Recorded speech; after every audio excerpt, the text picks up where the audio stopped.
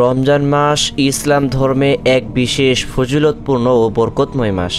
এই মাসে আল্লাহ রাব্বুল আলামিন তার বান্দাদের জন্য অসংখ্য রহমতের দরজা খুলে দেন, গুনাহ মাফ করার সুযোগ দেন এবং জাহান্নামের আগুন থেকে মুক্তির ব্যবস্থা করেন। প্রিয় দর্শক, রমজান মাসে জাহান্নামের দরজাসমূহ বন্ধ করে দেওয়া হয়। এই ব্যাপারে রাসূল সাল্লাল্লাহু আলাইহি ওয়াসাল্লাম বলেছেন, যখন রমজান মাস আসে তখন জান্নাতের দরজা খুলে দেওয়া হয়, জাহান্নামের দরজা বন্ধ করে দেওয়া হয় এবং শয়তানকে শৃঙ্খলিত করা হয়।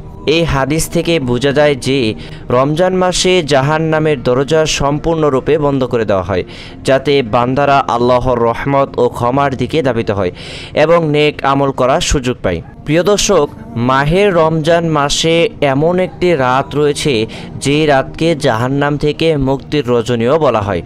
রমজান মাসে শেষ দশকের এক বিশেষ রাত রয়েছে যাকে লাইলাতুল কদর বলা হয়। এই রাত সম্পর্কে কোরআনে বলা হয়েছে, লাইলাতুল কদর হাজার মাসের চেয়েও উত্তম। এই রাতে বান্দাদের গুনাহ মাফ করা হয় এবং অনেককে জাহান্নাম থেকে মুক্তি দেওয়া হয়। রাসূল সাল্লাল্লাহু আলাইহি ওয়াসাল্লাম বলেছেন, রমজানের প্রতি রাতেই আল্লাহ তাআলা অসংখ্য লোককে জাহান্নাম থেকে মুক্তি দান করেন। প্রিয় দর্শক, এই পবিত্র মাহে রমজানে শয়তানকে বন্দি করে রাখা হয়। হ্যাঁ, মাহে রমজান মাসে শয়তানকে শৃঙ্খলিত করা হয়, যার ফলে মুমিনরা সহজেই নেক আমল করতে পারে এবং গুনাহ থেকে দূরে থাকতে পারে। হাদিসে এসেছে, রমজান মাস এলে শয়তানকে শৃঙ্খলিত করা হয়, বিদ্রোহী জিনদেরকে বন্দি করা হয় এবং জাহান্নামের দরজা বন্ধ করে দেওয়া হয়। প্রিয় দর্শক, এই পবিত্র রমজান মাস জাহান্নামের শাস্তি থেকে মুক্তি পাওয়ার একটি বড় সুযোগ।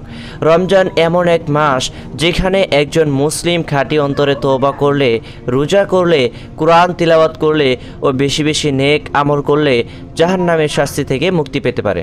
রাসূল সাল্লাল্লাহু আলাইহি ওয়াসাল্লাম বলেছেন, যে ব্যক্তি ঈমান ও সওয়াবের আশায় রমজানের রোজা রাখে তার পূর্ববর্তী সমস্ত গুনাহ মাফ করে দেওয়া হয়। সুবহানাল্লাহ। রমজান মাসে জাহান্নামের দরজা বন্ধ হয়ে যায়, শয়তানকে বন্দী করা হয় এবং প্রতিদিন অসংখ্য মানুষকে জাহান্নাম থেকে মুক্তি দেওয়া হয়।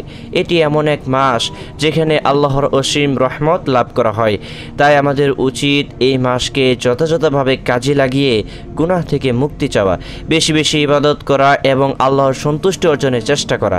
আল্লাহ আমাদের সবাইকে রমজান মাসের বরকত লাভের তৌফিক দান করুন এবং জান্নাতের শাস্তি থেকে রক্ষা করুন। সকলে বলেন আমিন। আসসালামু আলাইকুম ওয়া রাহমাতুল্লাহি ওয়া বারাকাতুহু।